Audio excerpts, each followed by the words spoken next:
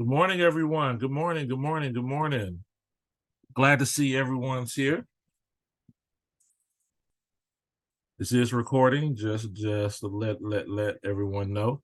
But glad to see everyone here. We had 126 people sign up last time I checked.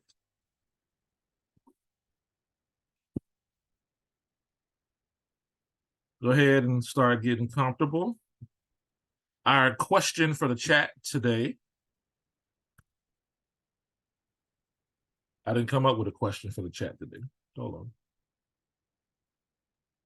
Well, first of all, let's introduce yourselves in the chat, where you're coming from, and why you're here today. How about that? Why are you here today? So introduce yourself. Where are you coming from? I like to see all the different areas of the country and sometimes international. And why are you here today? Why are you here? We are here with a special presentation today. So we'll wait another minute or so. You know, some people are getting their coffee.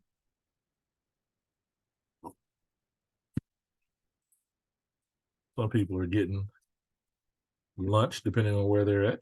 Some people are folding clothes. Some people have their notebooks out with their pens, which is always cool. Hey, Miss Fields, how are you doing today?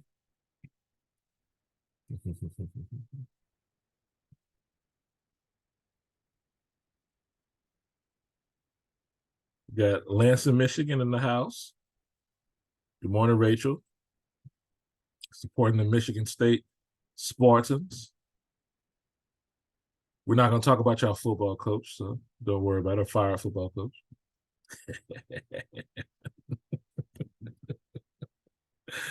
Uh-oh. A lot of go greens in the chat. I tell you one thing, Michigan State comes deep. I tell you. Schenectady, New York. Of course, we have DC in the house. Good morning. Of course, Buffalo, New York, UB. Good morning on this wet Saturday morning. New Jersey's in the house. Good morning, Steve. No, it's not snowing yet in Buffalo, no. And I know that was a dig, but you know what? I'm gonna let you get on that right now. Somebody said in June, you know, hey, is it snowing? Boulder, Colorado now. You said we need to talk about Boulder, Colorado and snow. How about that? Oh, tough loss last night. Or that loss last night. Oh my gosh. Goodness. I was watching the game. I was like, oh man, they up 22-0. Let me take my butt to sleep. Woke up. I was like, y'all done lost to Stanford. All right.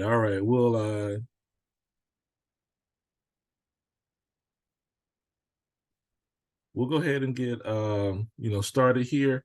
Good morning. Let me start us off with our normal announcements here.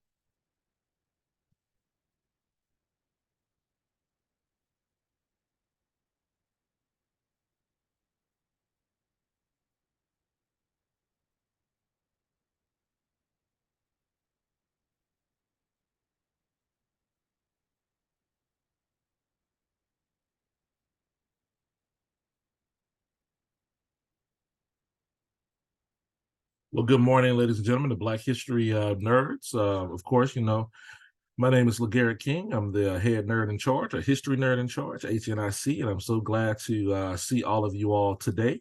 Of course, we're just a bunch of nerds that wake up on Saturday mornings to learn about Black history, and we are very delighted that you decided to join us today. Of course, like all nerd series, we hold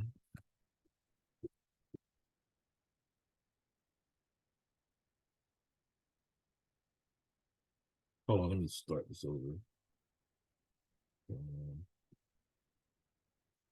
As with all nerd series, we always have some new people in the house and everything like that. So I always introduce us. This is the Center for K-12 Black History and Racial Literacy Education. And of course, here on this slide, you'll see all the people that are associated with the center here. We have Dr. Christina King, Dr. Brittany Jones, Greg Simmons, Donovan James, Richard Williams, Daphne Bibb in Montana. And we're so happy to have you here. And of course, our center deals with research, professional development, networking, and advocacy. Black History Nerds are always every second Saturday of the month. And we have 2 more nerd series that we will have for this semester, and soon, probably at the last History Nerds, I'll tell you the spring lineup. We also have book clubs that are being completed as we speak. We have one book club that's facilitated by Donovan and one book club facilitated by Richard. So Donovan, you want to say something quickly about your book club? Next week is our last meeting. We read The Door of No Return by Kwame Alexander. So even if you read the text and it wasn't with us, feel free to come and join us as we talk about what this book will look like in our classrooms. Great. Yeah, so are there any videos that people who miss any sessions can see? Yes, I will link our Padlet in the chat. Great. So you can check out everything we've been doing. All right, great. Richard, you want to talk about your book club? Sure. So we start next Saturday with the Fugitive Pedagogy. Probably later today or tomorrow. Those who've already registered will get an email with the reading for next week, and also the link for our website that will host all of the recordings and resources. Go ahead and register, even if you can't join us live. That way you can join us asynchronously. Great, thank you. And will you videotape yours or record it? Yeah, sessions will be recorded and uploaded to the website along with resources each week. All right, great. You can go on our website and you can register for all the different book clubs and all the other activities, professional developments that we have. We have a special person, of course, Donovan, this end of the month. Her book, Beyond February, Teaching Black History Any Day, Every Day, and All Year Long, K through 3rd grade, will be released on Halloween. All right. So they are there. You can pre-order right now. Let's make her a #1 selling author on the site. Also, just a tidbit. If you are going to purchase the book, try to purchase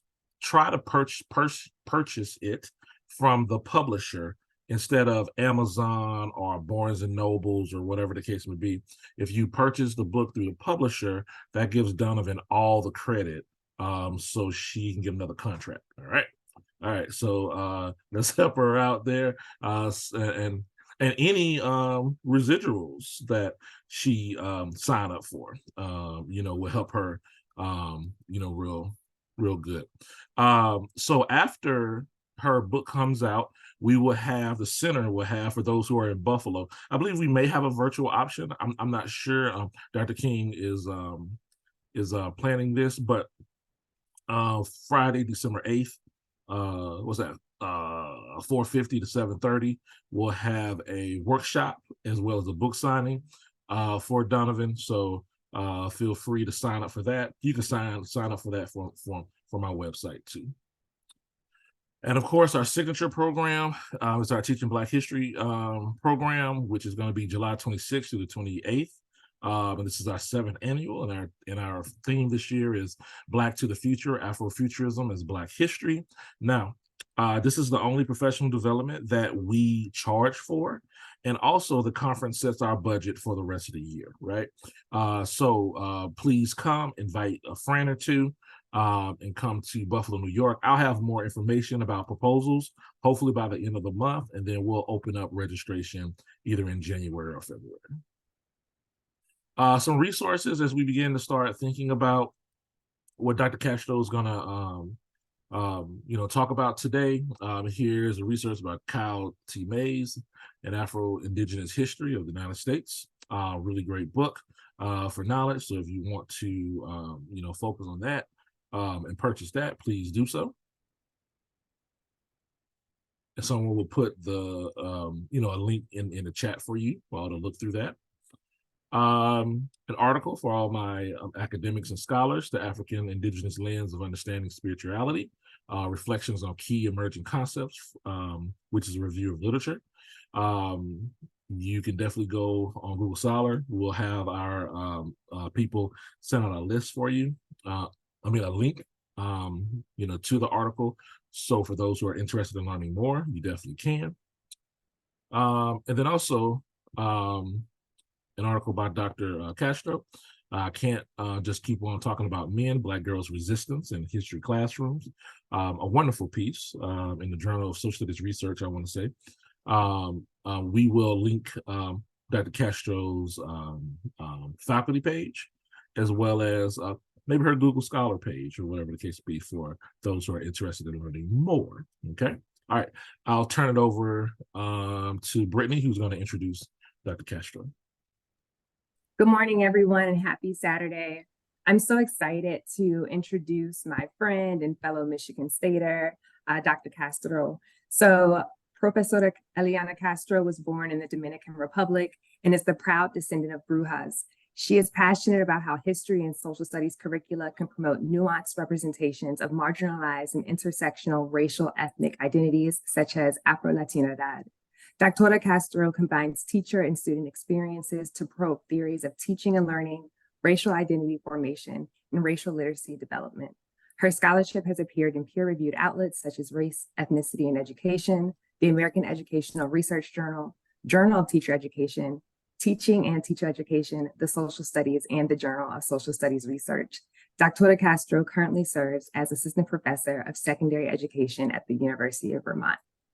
I'm excited to learn with and from her today. I know she's about to bring the fire.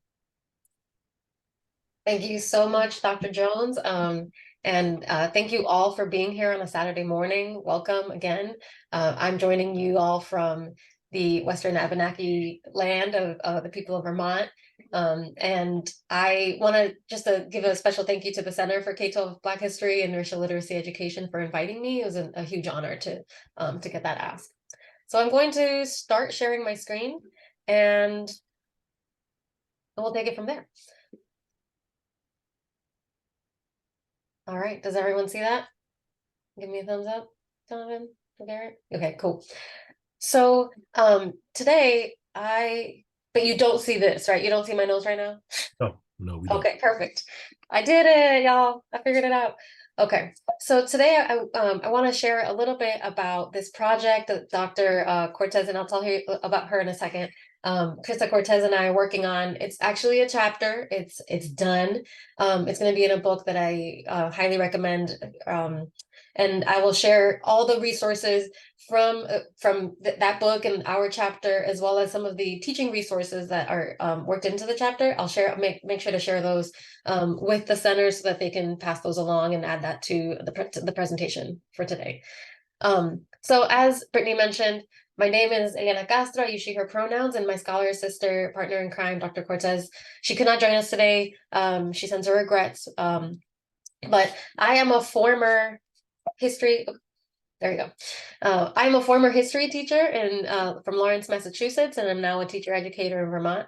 I was born in the Dominican Republic, raised along the Haitian border, and this topic is very near and dear to my heart because of my grandmother, who was both a devout Catholic and also an avid practitioner of a lot of things that my family would now rather not talk about. So this is very important to me. And Krista is a practicing santera. And so she brings a lot of expertise on these practices, and we're both Black mothers who really want to promote the a type of classroom, a type of teaching and learning that really allows our children to fully be who they are, to be fully humanized. And so I thank you all for being here so that we can work together on that. So I'll cover three things. First, I'll tell you about the purpose behind this work that we're doing, and I'll ground it historically first, and as we do, and then I'll share a little bit about what that looks like in the classroom so that we can go beyond historical thinking. Then secondly, I'll give you an overview of some of the grounding principles of Afro-Indigenous spiritual practice that guide our approach, the approach that we're promoting. And then third, I'll try to spend the bulk of the time looking at how we might do this in K-12 spaces. Okay, so to begin with our purpose, as I mentioned, Krista and we focus on Afro-Latinidad and Afro-Latinidades, partly because we are Afro-Latinas, but also we look broadly at Afrodiasporic identities and knowledges and the experiences that students bring, that youth bring into history education spaces, both formally and informally. This chapter focuses, as I mentioned, on Afro-Latinx youth and students, everyday cultural practices, not necessarily like the big rituals, large sort of productions that people might think about, but really just kind of how spirituality, how the mindset, the grounding principles of spirituality can guide the way that we structure our classrooms and experience learning. And we look at that as a spiritual practice as a form of knowledge production. It's a way that people know. And so ultimately the goal would be for history to be a space that is holistic, that brings the entire person into that space, and also a space of healing. First, I just want to make a couple notes on terminology. So we use the term Afro-Indigenous here to, as I said, as the slide says, reflect the ways that Blackness has become Indigenous, has become native to those of us who have ancestry on the African continent. We are many diasporas, right? The African diaspora is not one thing, but everywhere that we ended up, we took it. We reframed it, we repurposed it, we added to it, we layered on all of this complexity of where we were and where we'd been and where we wanted to go. And so Afro-Indigeneity is a fluid and still sort of emerging, still unfolding identity that comes with experiences and practices, right? And it looks different in many different places. That's something I'll come back to at the end with the practical implications. But there is not just one way to do this. But the Afro, right, that grounding in our roots in Africa is really important to us. The other part is, throughout this chapter, we do a lot of translanguaging. So we use Spanish language words when they more closely or more fully convey the meaning that we intend. And in this chapter in particular, we use the term remediar or remediando, which, as you can see here, it connotes, to set something right, to improve, and also in the more sort of like medicinal sense, to heal, to cure, to soothe. And our hope is that we can both change the way that people think about the term remediation in the socio-cultural context, remediation without the hyphen in the sort of like filling gaps, deficit-oriented context, and then also to bring that Spanish meaning, the remediando, the healing, into the way that we learn history. So it's sort of a play on words. Nerdy. Oh, I went backwards. My bad. That's not how we all going, y'all. Going forward only. So as we say in Spanish, pa'lante. So the principles that guide what I'm talking about today, this approach to teaching history, are very much grounded in the historical context. So I'll talk about two principles in particular that are at the core of this work. So one is marronage. And many of you might know this, but Maroons, or in Spanish, cimarrones, were enslaved people who successfully fled the plantation system, and they enjoyed a type of freedom outside of that, that immediate space. They sometimes were their escape was premeditated and very planned out, and sometimes it was spontaneous. Sometimes people acted alone, and other times they were working in concert with other people. But either way, this was marronage. The escape was a refusal of the institution of slavery and the society that was born of it. But it wasn't an altogether retreat from the community entirely. A lot of Maroon communities, which throughout Latin America are known as manieles, quilombos, palenques, there's a lot of different terms for them throughout Latin America. They would carry out these guerrilla offensives. So they might poison water sources. They might steal food and supplies. They might intervene in the armed conflicts of European colonial powers. So they were still active. They were still a presence, but sort of this like, there was like a phantasmic sort of quality about them. They were a phantom, like entity that people knew were there and would sometimes appear to act on this community. The other important principle is, yes, me, why is this happening? Okay. I don't know what's going on. Everything is wacky. Okay. The other principle is syncretism, which is in the way that we are talking about it today, we'll apply it to historical to teaching practice. But in the historical context, we're looking at African individuals in the Americas who were able sometimes to practice their faith and, without a whole lot of intervention, right? They could retreat to their communities and practice their faith, but a lot of times the circumstances made it so they had to move in and out of the spiritual realm in secret. So one of the ways that people evaded notice that they were retaining their spiritual practice was syncretism. They would strategically commingle their existing beliefs with Christianity, and more specifically with Catholicism. And Western society often looks at these things in this like false dichotomy of sacred and profane. But for a lot of Afro-Indigenous syncretic practitioners, this was more than that. People were wanted to retain the parts of themselves that had been taken from them. They wanted to hold on to the way that they thought about living and dying. And oftentimes Christianity had some compatible mode of worship that they could embrace and customize, right? So that they could exist under the guise of conversion or devotion to the colonial faith. But really they were just holding on to that really important part of themselves that had been that the colonial power was typically trying to rip away. So African spiritualities were transformed by the ways that people who went right into these diasporas had to sort of reconfigure them, right, to survive for the purposes of the syncretic sort of tactic that they used. And we today want to think about how Christianity was sometimes superimposed sort of for the purpose of disguising what they were doing, but also sometimes because folks had agency, right? We want to honor that autonomously.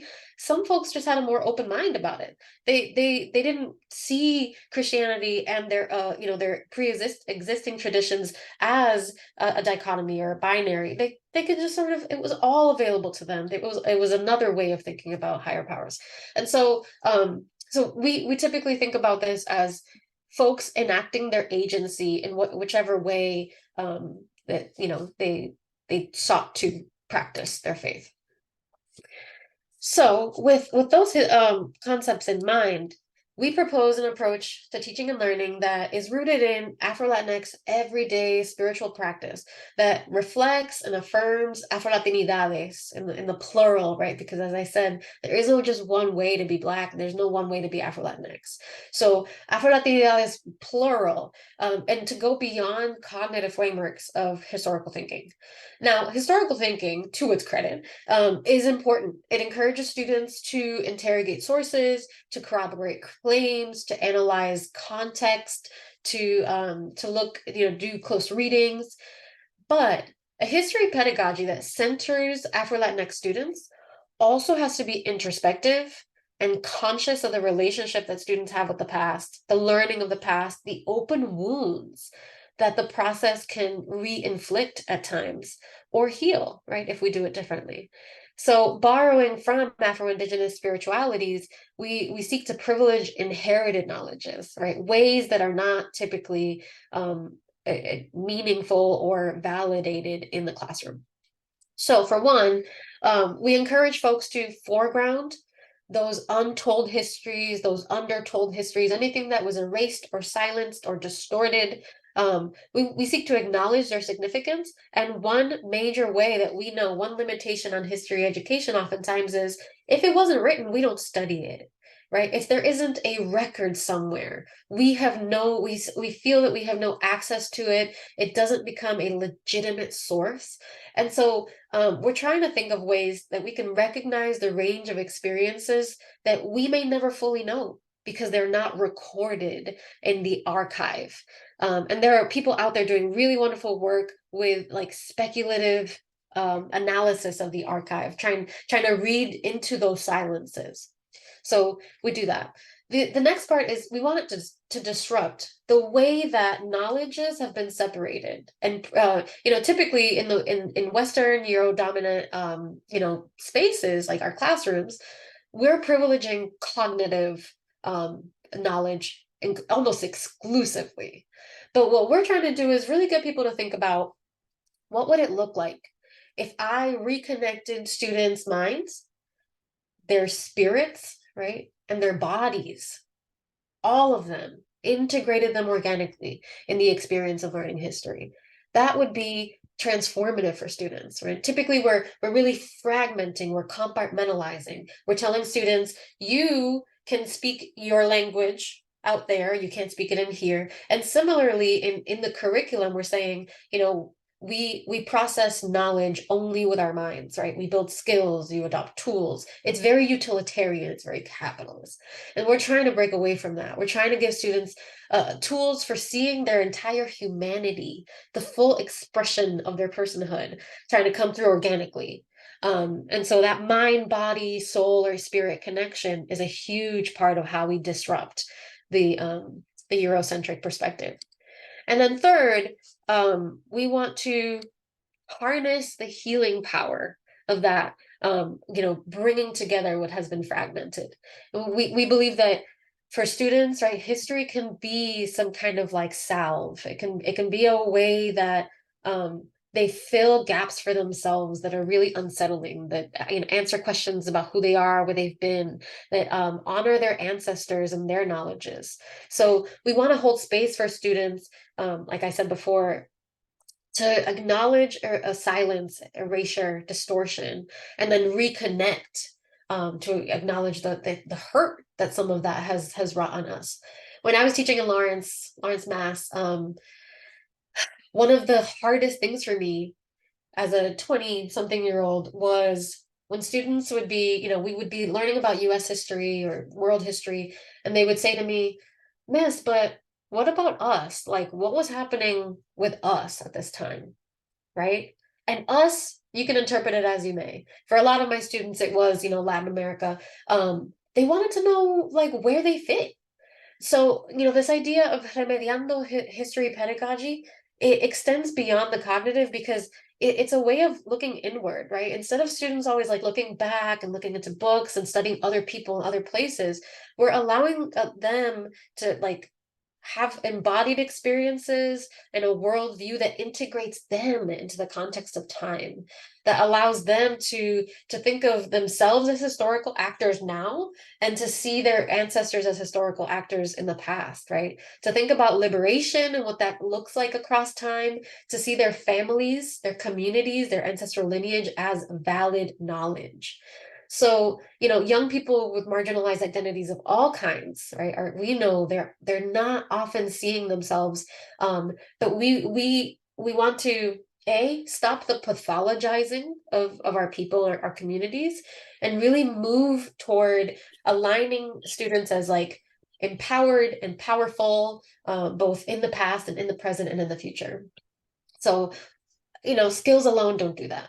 I don't think that students really come into their full existence when we just focus on cognitive skills and how to express them in writing in really rigid ways, right? We want a holistic experience. All right, everybody with me? Okay, this just feels like a lot of talking, and I get a little self-conscious after a while. So in practice, what does that look like? You might be wondering, all right, cool, yeah, no, like I'm with it, but how do I do that? So I want to think about first, before we get into that, I'm just going to sort of reiterate the core features of this approach, right? So we're thinking about K-12 classrooms and history education as a liberatory space. We're trying to center everyday Afro-Indigenous practice. And so this syncretic approach, right, this bringing together all of these different elements, is a way, first of all, it's a way to integrate the mind, the body, the spirit, all of those things that are typically separated. Secondly, it's a little subversive, right? We're being a little sneaky in here. Like what we're trying to propose is that people do, you can do history education that looks maybe to someone on the outside like it always did. You got some standards, right? You're doing your thing and you're checking those boxes, but that's not it. You're going so much further. You're going far beyond just what the standards might tell you, just what the textbook might do, or whatever you're engaging with. So it's a form of resistance. And so when we talk about the way that you do this, the things that you use, what implements you have, a lot of times in education, we talk about tools, right? Sociocultural theory, we'll talk about cultural tools. But again, that's very utilitarian. We use the term media. And not just in the sense of, art and music, but really in the sense of the plural of medium. The term medium is really consistent with Afro-Indigenous spiritual practice because it's based on kinship and community, and it recognizes that people and objects can be vessels. They can be channels for the spirits, right? For different types of spirits to act and communicate with us in the present. And it also acts as a reminder that this is a spiritual approach, right? Teaching and learning history is not just about skills, it's also personal, it's embodied, and it looks at ways that have typically been excluded from formal learning. And lastly, I want folks to think about what it looks like for teachers to set aside their traditional roles in the classroom, right? The classrooms are, even when you have a student-centered classroom, they typically are very hierarchical. And this is not to say that all Afro-Indigenous spirituality, because there's so many out there, traditions, that they're entirely egalitarian, right? Because that's still essentializing them. That's not entirely true. But really to think about how your students and in their wholeness bring to the classroom really valuable knowledges, and just like you bring really valuable knowledges, right? And to see those as both as valid, compatible, complementary to each other. So your students are not just, they're not just receiving from you, they're also contributing, right? So this holism, the whole being, resistance, right? Being a little sneaky, subversive in the way that we teach, media. So seeing ourselves as conduits for this learning, and then establishing different types of roles. Okay, so in the chapter, we cover a series of different strategies that we think would promote this approach to history learning. And a caveat I always want to share with folks is, one, this work is not for everybody, and this work is not cultural appropriation. Okay, so we are not trying to get folks who are not practitioners of these Afro-Indigenous spiritual practices to run rituals, to dress a certain way, to do drumming. That is not what this is, right? We want to be really conscious that if you do not know about this stuff, you have to do your homework. You have to really engage with it and learn about what the principles are that guide these spiritual practices and try to adopt those. But you don't have to perform something that you are not. Secondly, there is no one way to do this. It's not just sort of like, this is not a checklist, much like many other pedagogical approaches that you've probably learned about. This is really just kind of about how your mindset, how the environment of your classroom can reflect your students, who they are, what they value, right? What their assets are outside of the classroom space. So, it really requires that you get to know your students well and see what their needs are, where their hurts might be. But so some strategies that one might try to implement. One way would be the kitchen table approach. So it's a way of setting up dialogue, engaging with materials. It's a cultural space, often intergenerational, often with family, You discuss important topics, you share stories, you engage in food prep, or just like breaking bread, consuming food. The practice is also very akin to indigenous practices like talking circles that you may have heard about. But it's about holding space to listen without judgment, to be in community, to be inspired by each other, to share. So when you think about what this might look like in the classroom, yeah, physically, it might actually look like, you take all the tables and desks, you arrange them in the classroom, you designate a space maybe where students come together to discuss and share, and it's non-evaluative. It's really kind of a space of openness, vulnerability, personal sharing. This is where, we want to tell students it's okay to talk about your feelings. It's okay in particular to talk about your feelings when we're learning something hard. When we're learning about, the dehumanization of our people, that it's okay if like that makes you feel some type of way, right? And very few classrooms allow students to talk about their feelings, right? So this, having that kitchen table sort of setup is one way to get started there. The next way is, and I will admit that when I was a history teacher in Lawrence, I'm going to say that a lot because I got to represent 978 don't hate. So, one way to bridge sort of these like content area divisions that we tend to have is to blur the lines by reading fiction. And reading memoirs by Afro-Latinx folks, young adult novels, that you can still look at literary devices, the presence of art, their experiences of spiritual becoming as ways of interrogating historical phenomena, and also looking at, present, like modern day issues, right? So there's you can read about how they endure racism, how they battle intergenerational differences, how they witness gentrification, other relatable themes, right, for young adults. And I have this one here, Shadow Shaper. This is a good one. This is a great, it's in our resource list. I'll make sure I share. But in this story, you can deepen the ways that students engage with the idea of being Afro-Indigenous, with how Sierra uses visual art, music, performance, other expressions of self in her coming of age. And this is actually really, to do this in a history classroom would be very, very disruptive, because this, there's a whole genre in literacy and literature of like the Bildungsroman, right? The coming of age story, and it is very white. And so when we look at what it looks like to be a teenager and to like be fighting your parents, also experiencing rites of passage and other things like that, it's very powerful. And there's an Afro-Indigenous spiritual tradition built into this novel. Okay. A third way is through deep engagement with storytelling. So let's say you have an activity in the classroom. What you might do is you want to challenge the Argentinian self-image of themselves as white and European. Very this sort of very common for folks in Argentina to think of themselves purely as white. They sometimes say, we don't have indigenous people, we don't have Black people. But Argentina is not a place where people think about Afro-Latinidad. It just seems very white. But you can have students browse census records and look at how in the River Plate area, the ports received a lot of Africans that went into modern day Argentina and Uruguay.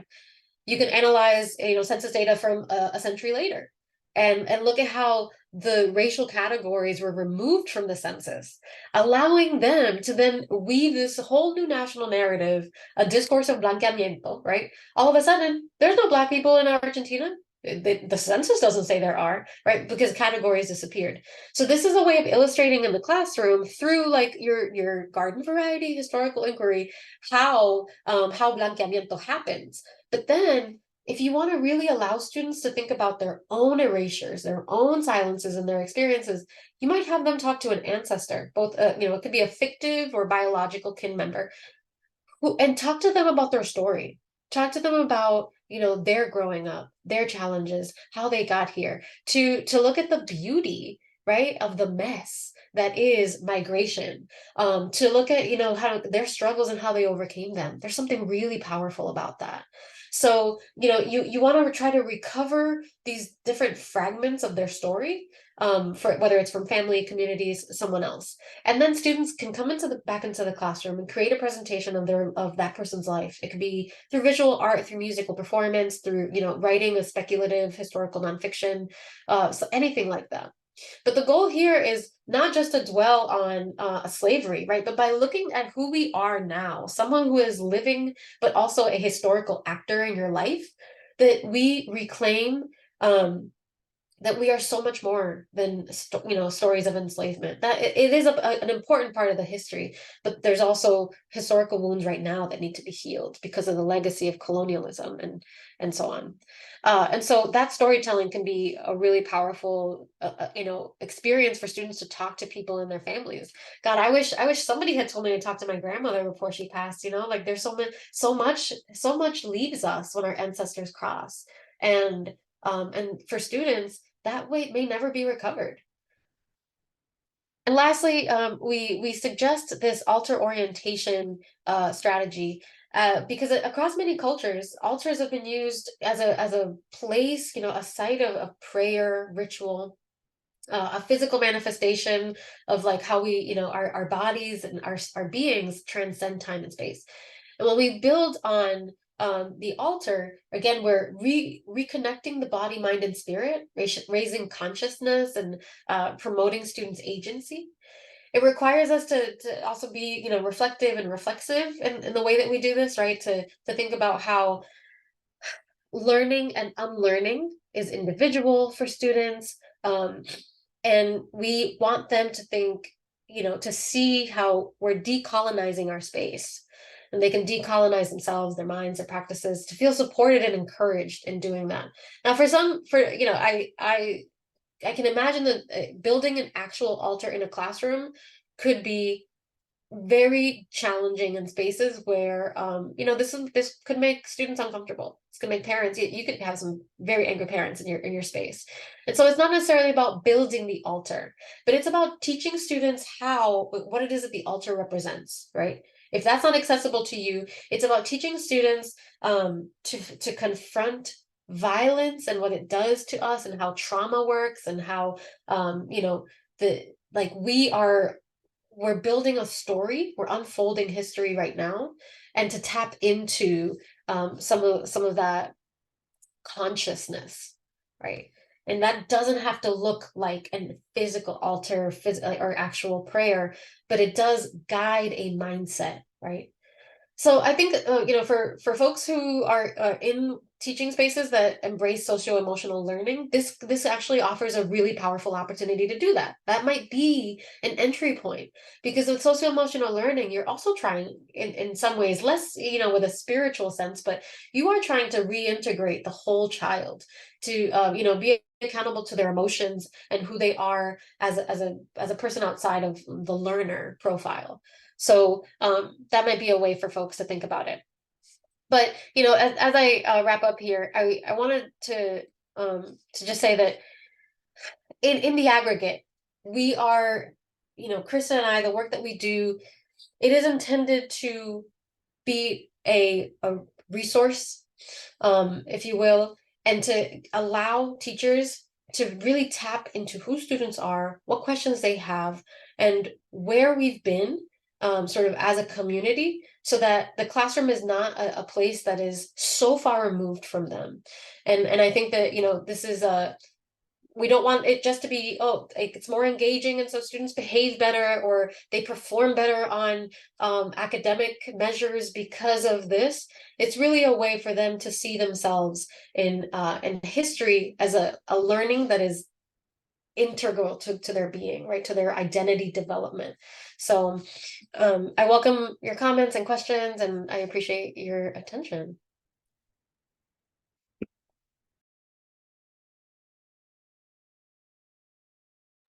All right, everybody, let's give Dr. Castro a hand for a wonderful presentation.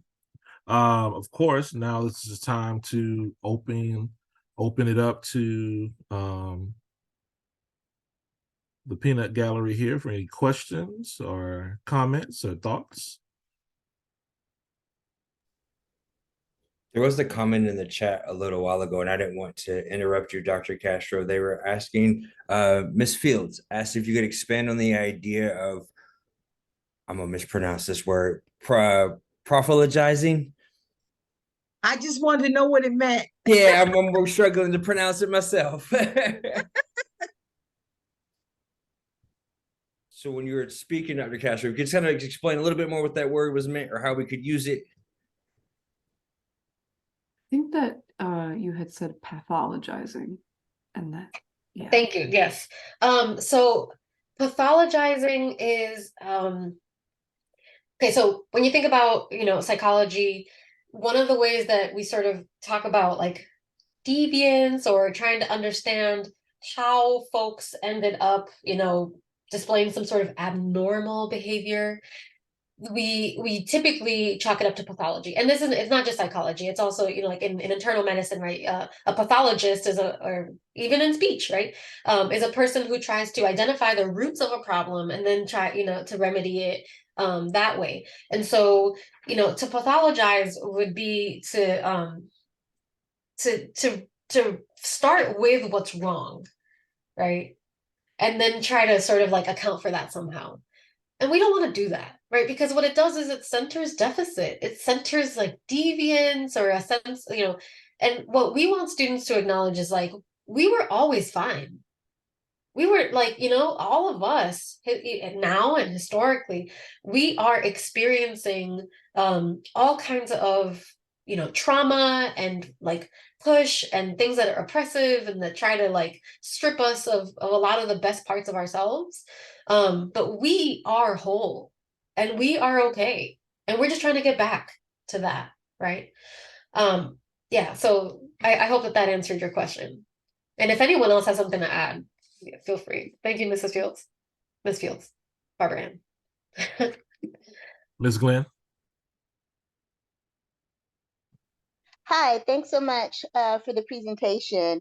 And I had hoped that you'd say a little bit more about the alter orientation strategy and, like what some of the maybe tactics or techniques might be to getting young people to think this way. So are there like certain tenets that we can use to introduce young people to thinking about themselves this way, to thinking about other historical actors and maybe their ancestors this way? Like how do we lead them into this alter orientation? Yeah, thank you for that. So I think that one thing to note is that I often will answer questions with like the historical context, right? Because none of what I'm talking about is new. It's new to me, it might be new to some of you all, but we always want to honor sort of like this ancestral lineage of this practice. So building an altar was a way for folks to honor specific deities, and the deities are almost always tied to some particular aspect of life or death. So it might be fertility, it might be communing with nature, it could be like just, yeah, so many things there. So without thinking about any one Afro-Indigenous spiritual practice, right? But Santeria is a good example. In Santeria, there are different orishas, and you might have someone who you're offering to them at the altar is like fruit, and you might have someone else who you might offer some shells, right? As a sign of fertility, or because they are also an aquatic deity or like marine tied deity. You could leave flowers. Each of the deities has sort of a realm that they oversee, and each of the offerings is a way to sacrifice to them or to offer to them, right? To share, to commune some piece of yourself or something that you are looking forward to. The offering at the altar is not just about, it's not transactional. It's not, I leave this fruit so that you will bless me in some way. It's just honoring, right? Honoring that, like, I have been blessed by fruit. I have been blessed with, with fruitfulness. And I'm just, I'm grateful for that. So it's gratitude and hopefulness. There's so much to it, right? And so the more you learn about who your students are, right? Because if you have a lot of Afro-Cuban students, you're say in Florida, you might go one way. And if your students are, are Afrodiasporic from a whole different part of the world, it might look a different way. And so what principles underlie the practice might be different, but the idea is it's about building spiritual connection and physically manifesting that in some space of the classroom that allows them to look beyond themselves, right? And so you can build, as folks often probably know, with Mexican the Mexican practice of Dia de Muertos, right? Folks build an altar to their ancestors. It does not have to be a deity in the in that strict sense. It's also an offering that keeps that relationship with that ancestor alive.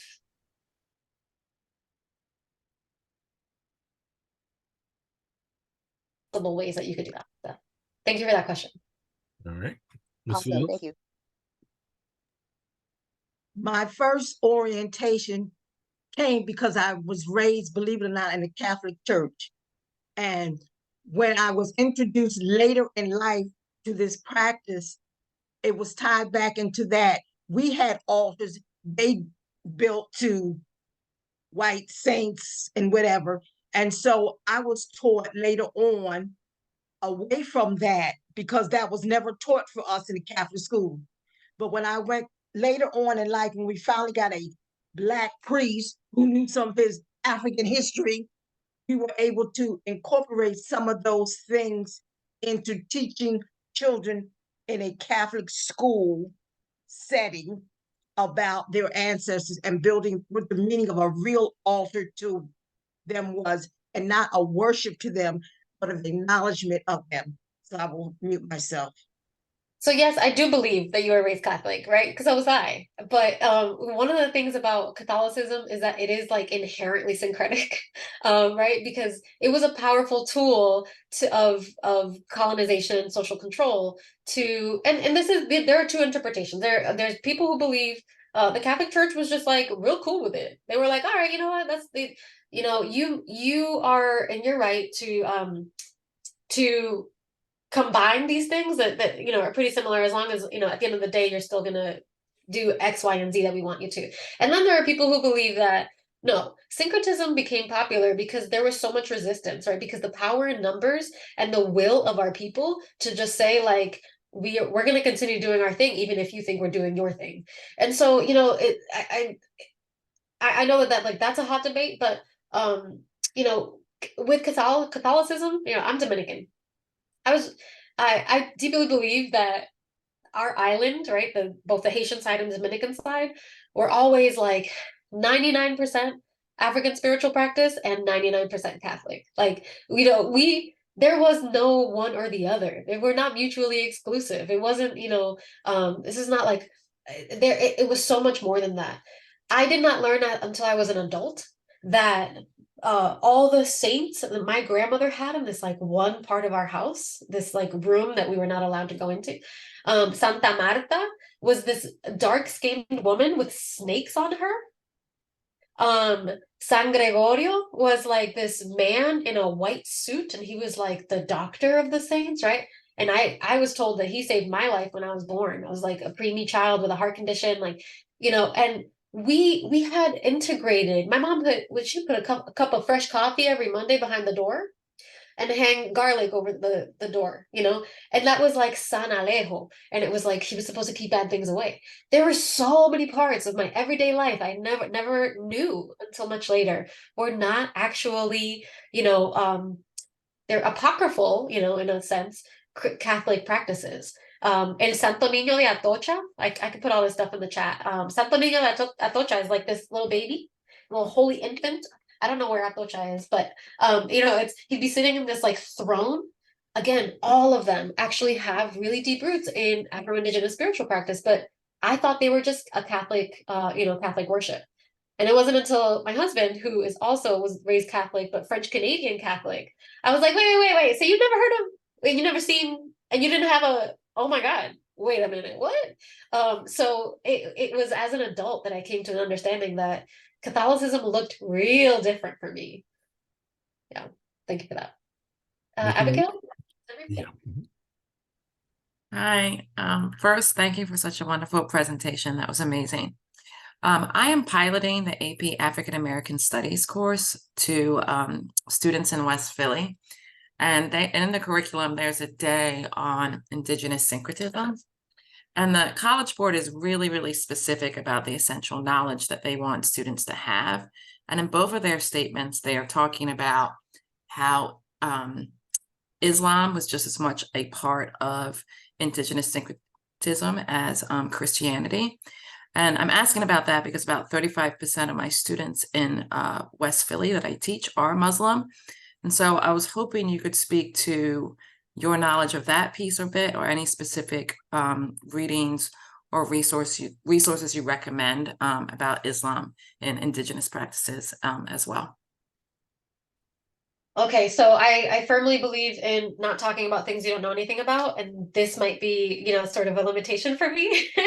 I actually have not learned specifically about the integration of Islam, but I would love to talk offline. I mean, I feel like that could be because I also am interested in the AP African American Studies curriculum, but I would love to learn together, because I do want to take this idea and really build on it with my scholar buddy, and take it to classrooms and continue to grow it and implement it. So I'm sorry that I can't really speak to that right now. It's just sort of, this is a new thing for us, and I think that might be the next step, though, is to look beyond Christianity. But thank you for that. Hi, girl. Hello.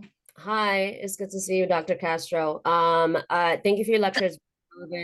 We've known each other for years because Lawrence. So I teach in Lawrence, and I grew up in Lawrence and all these things. And like a lot of my students are AfroLatinx.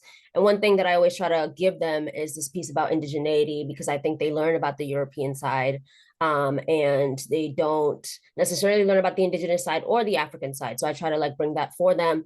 I think one question that I do have is, I believe that all Black people are indigenous. If you have African, if you're part of the African diaspora, the Africa indicates indigeneity on some level. And I think my question is around if there's any sort of parallel scholarship on African American indigenous, or if that's something that I don't know if there's any, if it works the same way as it does in Afro-Latinidad spaces, or if you could speak to any of that. So I would say my introduction to that conversation in the context of the US is Kyle Mays' book, The Afro-Indigenous History of the United States. Excellent place to begin. And he does focus a little bit more, and he himself is Afro-Indigenous.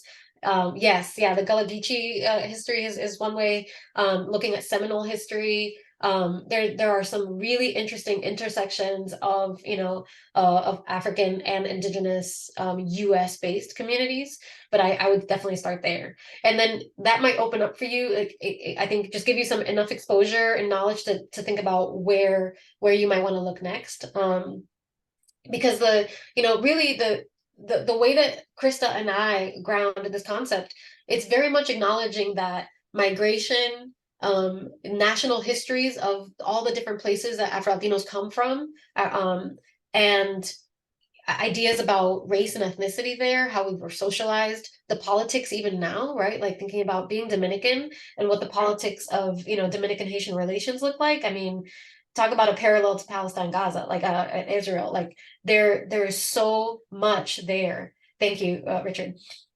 There's but that's a whole different conversation, right? Because my ideas of Blackness have been filtered through, Dominican culture, and there's the colorism, all of that right there. It looks slightly different. Part of this too, and again, back to the historical nerd in all of us, is that who colonized where has a lot to do with how people think about Blackness, indigeneity, Latinidades, right?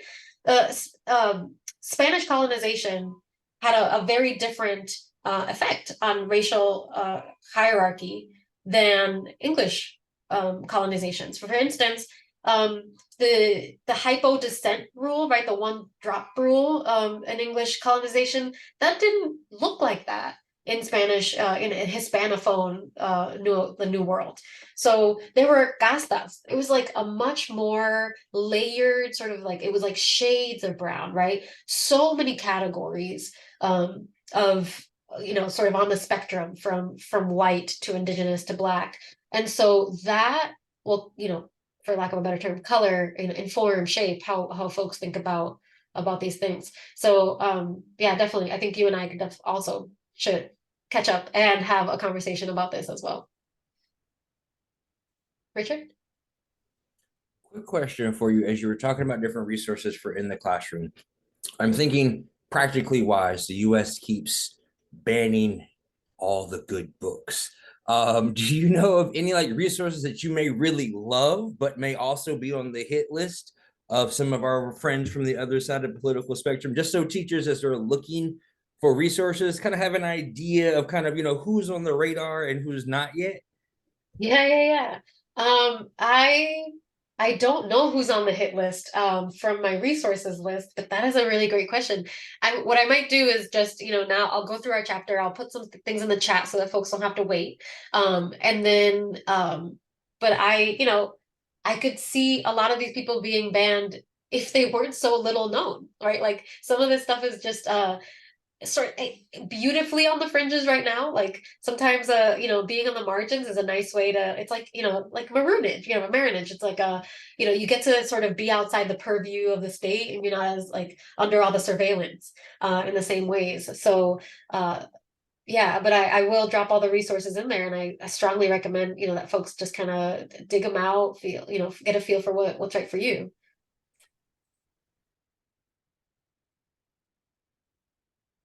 All right. Any further questions, comments, thoughts?